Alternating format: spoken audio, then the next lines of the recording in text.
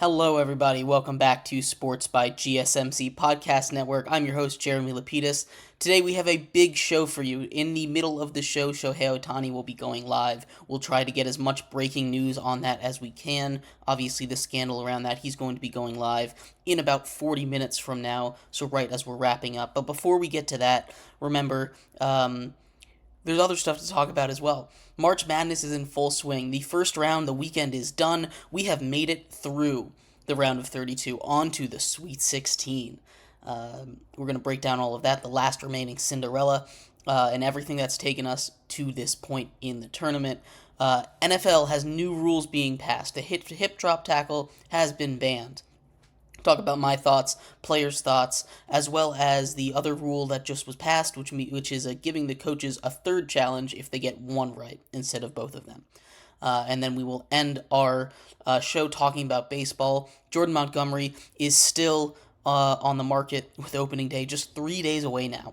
Shohei Ohtani, we mentioned him a little bit in the intro. If we get any news from that press conference that will be starting at 5:45 Eastern Time, we will talk about that as well. Segment 4 will be our baseball segment, though. But before we get too far into our first segment here, which will be breaking down March Madness, remember, if you would like to be an even bigger part of the show than you already are, all you need to do is go to gsmcpodcast.net. Again, that link is gsmcpodcast.net. You leave a tip or donation. It'll pop up on the bottom of the screen there. We'll have a discussion about what you have to say. We appreciate anything that you do give. Once again, that link is gsmcpodcast.net. But like I was saying, we're going to start in March Madness, the big tournament, the big news in sports going on right now. The Sweet 16 is set. And every year there's always that one or two Cinderella team. And this year there hasn't really been a true Cinderella, I would say. NC State is the highest remaining seed. They are an 11 seed. They have had a very interesting path to get to where they are right now. Obviously, starting as a 10 seed in the ACC tournament, beating Duke, UNC, Virginia, and winning the entire not winning the entire ACC tournament. And then they win their next two games. They beat South Carolina, and then they take on Oakland, who had just finished beating Kentucky in that first round, and what was a really solid game. NC State won. They're on a hot streak right now. They are, I believe, the hottest team in the country now. Now that they've won, 7 straight games. Before that, JMU had that, but they got destroyed by Duke over the weekend. We won't get too much into that. Hurts my little Duke brain. But the last I guess team you could call a Cinderella is NC State, and it's not really quite the same this year because there isn't that magic school, that team from a mid-major conference that most of the country hadn't heard of, that's in the Sweet 16 now, which isn't always a bad thing. We get the cream that rises to the top. UConn is dominating. Houston survived a scare at Texas A&M earlier yesterday. If you were watching, Texas A&M pulled off one of the craziest shots I've ever seen to send it to overtime. Eventually, Houston did pull that out, 100-95 though. Crazy games this weekend. There were a whole bunch of overtime games. We talked about NC State and the Wolfpack already. I believe that game went into overtime as well. And Purdue absolutely dominated against Utah State this last weekend. I mean, Zach Edey, you remember him. You remember that team that lost to the 16 seed last tournament. They are ready to go on a run. It is scary to think about. That team is really, really good. They've looked like probably the second best team, maybe even the best team in this tournament, besides UConn, who also has won every game by a very wide margin. Northwestern kind of gave them a little bit of a battle, but it never really was that close. Taking a look at the rest of the the rest of the results, I mean, there weren't, like I said, there haven't been that many. There hasn't really been a true Cinderella this season, which NC State can be that Cinderella. We'll see if they can make it past Marquette. Marquette just looked unstoppable against a Colorado offense that put up 102 points in the first round against Florida. Um,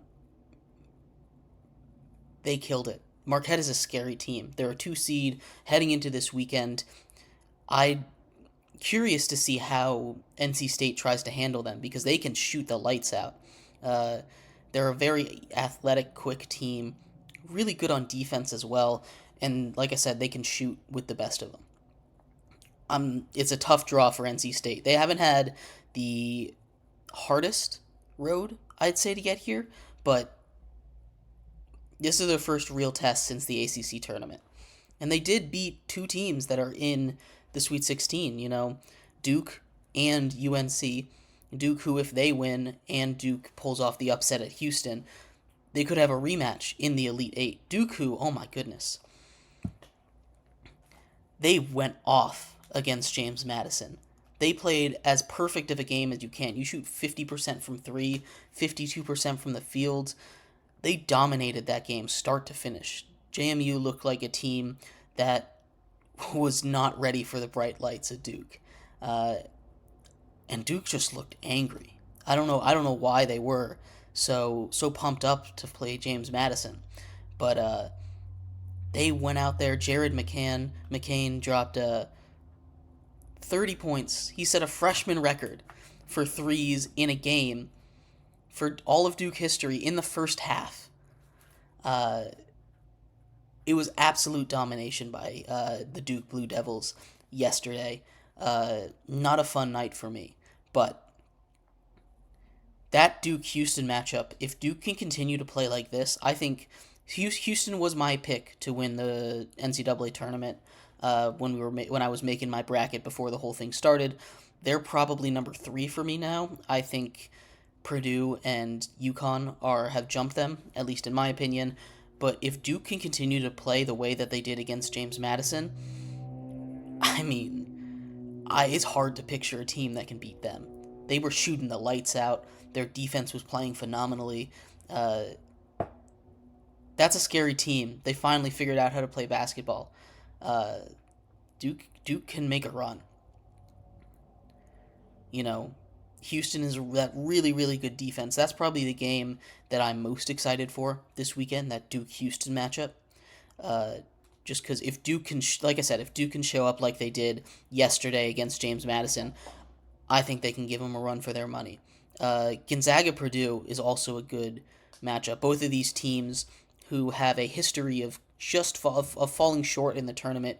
Gonzaga, who for the last however long it's been, the last 10 years or so, have always been ranked very highly in the tournament. They've just never been able to get it done as a 5 seed, taking on Purdue, a team who has a history of choking in the tournament. Obviously losing to double-digit seeds 2 years in a row does not help your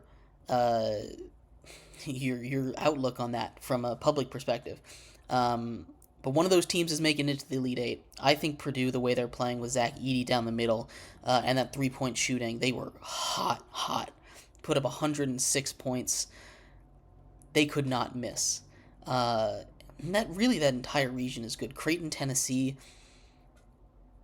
I don't think it'll be a barn burner, but if Tennessee is on their game, Creighton's always on. Creighton is always going to score the ball. They're always going to play solid defense with their 7-footers on the inside. If Tennessee can make their shots, that game could be one of the most exciting of the entire tournament. But outside of that, there isn't really. Excuse me.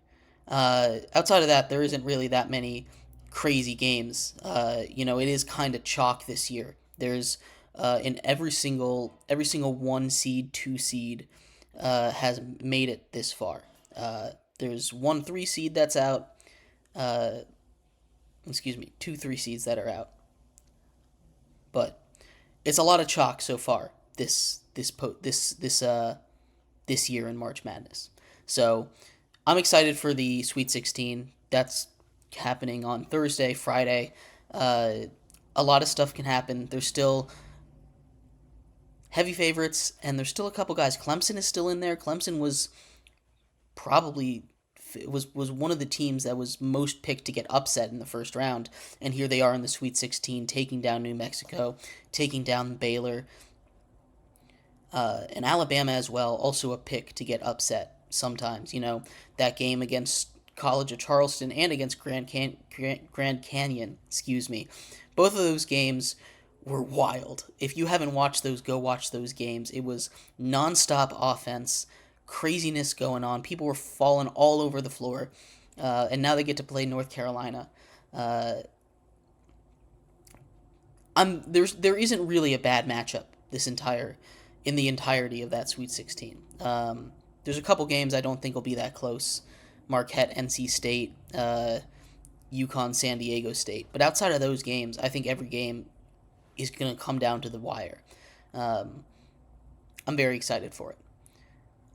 Anyway, stick around for our next segment. We're going to transition out of basketball, head into some football talk. They made some new rules. New rules came out in the NFL. We'll break all that down, the reaction from the media, reaction from players, my reaction, everything like that.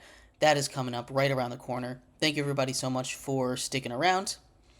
We'll be right back on Sports by GSMC Podcast Network.